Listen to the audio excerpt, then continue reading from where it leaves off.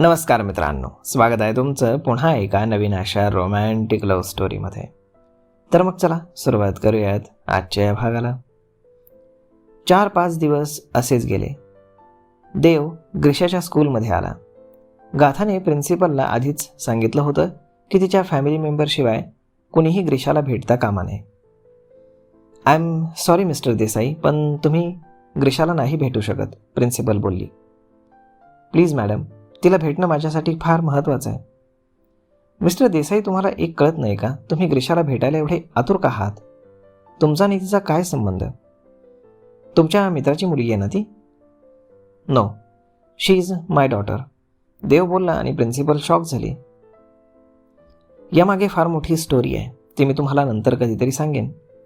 Please मला तिला भेटू द्या. तुमच्या पर्सनल लाईफवरनं आम्हाला काहीही देणं घेणं नाही मिस्टर देसाई. आमच्या रेकॉर्डप्रमाणे समीर देशमुख आणि माया देशमुख तिचे पॅरेंट्स आहेत. तुम्हाला तिला भेटायचं आहे तर त्यांची परवानगी घ्यावी लागेल, नाहीतर स्कूल सुटायची वाट पाहावी लागेल, प्रिन्सिपल बोलली आणि देव नाराज झाला. स्कूलच्या रूल्स पुढे त्यालाही जाता येत नव्हतं. तो स्कूल सुटेपर्यंत तिथेच थांबला. यशोदा मावशी मुलांना घ्यायला आली. मावशीला पाहून तो लगेच त्यांच्याजवळ आला. देवला तिथे पाहून मावशी थोडी शॉक झाली. नमस्कार मावशी, देव नम्रतेनं बोलला. तुम्ही इथे? मावशीला तसा अंदाज आला होता. माझ्या मुलीला भेटायला आलोय. पण गाथाला हे आवडणार नाही, मावशी दुःख व्यक्त करत बोलली. तिला आवडणार नाही म्हणून मी ग्रीशापासून दूर राहू का मावशी? माझी पण मुलगी आहे ती, तिला भेटण्याचा अधिकार मलाही आहे. तुम्हाला समजत का नाही आहे? अशानं गोष्टी अजून बिघडतील, मावशी त्याला समजावत बोलली. त्याच बिघडलेल्या गोष्टी सुधारण्याचा प्रयत्न करतोय मी. यात मला तुमची साथ हवी आहे. तुम्हाला नाही वाटत का गाथाला तिच्या वाट्याचं सुख मिळावं?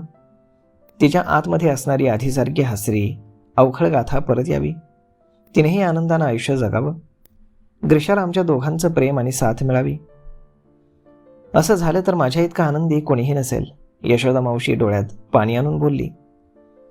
मग तुम्ही माझी साथ द्याल ना मावशी? मला माहीत आहे मी जे करतोय ते सोपं नाही, पण यामुळेच गाथा मला परत मिळणार आहे, माझी मुलगी मला परत मिळणार आहे. देव समोरून चालत येणाऱ्या छोट्याशा ग्रीशाकडे पाहत बोलला. त्याला पाहून तीही फार खुश झाली आणि पळत येऊन मावशींकडे न जाता देवला बिलगली.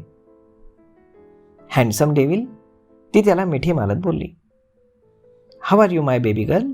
देव तिला घट्ट मिठीत घेत बोलला. I am fine, and you? तुला पाहिलं ना, आता मी पण फाईन, देव तिच्या नाकावर आपलं नाक घासत बोलला. ग्रीशा, यशोदा मावशीनं तिला आवाज दिला. आजी? ग्रीशा तिला हसत बोलली. बाळा चल घरी जायचंय, यशोदा मावशी बोलल्या. नो आजी, मला आज डेव्हिलसोबत राहायचंय, ती पुन्हा देवला मिठी मारत बोलली. बाळा, माऊ रागावेल, यशोदा मावशी बोलल्या. ती मला नेहमीच लागावते, मला तुला नाही बोलू देत. वाय?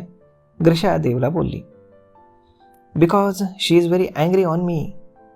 ती रागावली आहे माझ्यावर, नाराज आहे, देव बोलला. वाय? ग्रीशा अगदी क्यूट फेस करत बोलली. मी तिचा विश्वास तोडला ना म्हणून. मीन्स? विश्वास मीन्स फेथ ना अंकल? तेवढ्यात सत्यम तिथेच बोलला. येस, देव बोलला. What faith? तिला अजूनही काही समजलं नाही. अंकल आणि माऊची कट्टी आहे बुद्धू, आणि म्हणून माऊ अंकलला लाईक करत नाही, सत्यम बोलला. ओह, मग बट्टी कधी होईल?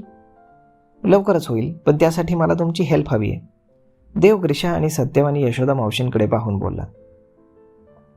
ओके, ग्रीशा आणि सत्यम लगेच हो म्हणाले. मग देव यशोदा मावशीकडे आशेनं पाहू लागला. असं म्हणतात लहान मुलांमध्ये ईश्वराचा वास असतो.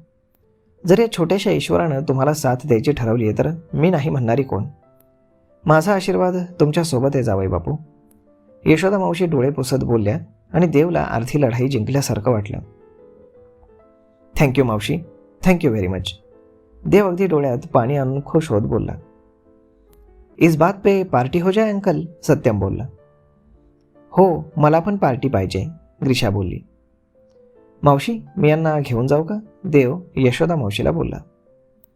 ठीक आहे, जा, मावशीनं परवानगी दिली. तुम्ही पण चला ना, देव बोलला. आणि मग सगळे सोबत त्याच्या पॉश व्हाईट मर्सिडीजमध्ये बाहेर गेले. देवनं त्यांना मॉलमध्ये छान फिरवलं, खाऊ पिऊ घातलं आणि त्यांना टॉईज घेऊन दिले. ग्रीशा देवसोबत फार खुश दिसत होती. पूर्ण वेळ ती देवच्या कडेवरती त्याला बिलगून होती. त्यानंही तिला 1 मिनिटभर सुद्धा खाली ठेवलं नाही. मावशी मुलांना घेऊन घरी आल्या. माया त्यांचीच वाट पाहत होती. मॉम, आज आम्ही फार मज्जा केली, सत्यम आणि ग्रीशा मायाला येऊन बिलगत बोलले. अरे वा, काय काय मजा केली, तिनं दोघांच्याही गालावरती किस करत विचारलं. मॉलमध्ये फिरलो, आईस्क्रीम घेतलं, चॉकलेट घेतलं, सँडविच, काय काय केलं, सत्यम बोलला. हो का, आणि टॉईज पण घेतले, ग्रीशा बोलली. वाव, आजीनं इतकं दिलं तर मग तिला थँक्यू म्हणालात की नाही? आजीनं नाही दिलं, हँडसम डेव्हिलनं दिलं, ग्रीशा बोलली आणि माया गोंधळून यशोदा मावशींकडे पाहू लागली. ग्रीशा, त्यांना देव अंकल म्हण, सत्यम बोलला. नो, हँडसम डेव्हिलच आहे तो, ग्रीशा बोलली. ओके बोल, यू नॉटी गर्ल, सत्यम हसत बोलला आणि ग्रीशा ही खुदकन हसली. बाळांनो, तुम्ही आतमध्ये जाऊन चेंज करा, यशोदा मावशी त्यांना बोलल्या. ओके आजी. ग्रीशा कम, सत्यम ग्रीशाला घेऊन गेला. मावशी, तुम्ही मुलांना डॉक्टरसोबत का जाऊ दिलं? गाथाला कळालं तर ती चिडेल, माया बोलली. तू तिथे असायला हवं होतंस माया. ग्रीशा डॉक्टरसोबत फार खुश होती. 1 मिनिटसुद्धा तिनं त्याला सोडलं नाही. त्या दोघांच्या भांडणात त्या निष्पाप जीवाचा काय दोष? तिनं तिच्या वडिलांच्या प्रेमापासून का दूर राहावं? जगाच्या नजरेत तुम्ही तिचे आईबाप आहात, पण सत्य तर हेच आहे ना की देव आणि गाथा तिचे आईबाबा आहेत. तुला काय वाटतं, ग्रीशाला हे सगळं कधी कळणारच नाही का? जेव्हा तिला कळेल तेव्हा काय उत्तर देणार आहात तुम्ही? मी असं म्हणत नाही की गाथाने त्याला लगेचच माफ करावं, पण सगळं सत्य समोर आले तर निदान त्याला एक चान्स तरी द्यावा. तुलाही माहीत आहे, देव एक चांगला डॉक्टर तर आहेच, पण एक माणूस म्हणूनही तो खूप चांगला आहे. आज जर साहेब जिवंत असते तर गाथानं त्याला माफ केलं नसतं का? साहेब गेले, त्याला पूर्णपणे देव जबाबदार आहे का? गाथाचं सुख देव आहे. त्यांनी सगळं विसरून गाथासाठी त्याला माफ केलं नसतं का? जरूर केलं असतं. ग्रीशासोबत मला गाथाच्या सुखाचीही चिंता आहे. अशी किती दिवस ती एकटी राहणार? आयुष्यात हक्काचा जोडीदार असणं फार महत्त्वाचं असतं माया. साहेब नेहमी म्हणायचे, आयुष्यात क्षमा करायला शिकलं पाहिजे, त्यामुळे बरेच प्रश्न आपोआप सुटतात, आपला मानसिक त्रास कमी होतो, यशोदा मावशी बोलल्या. तुमचं सगळं बरोबर आहे मावशी.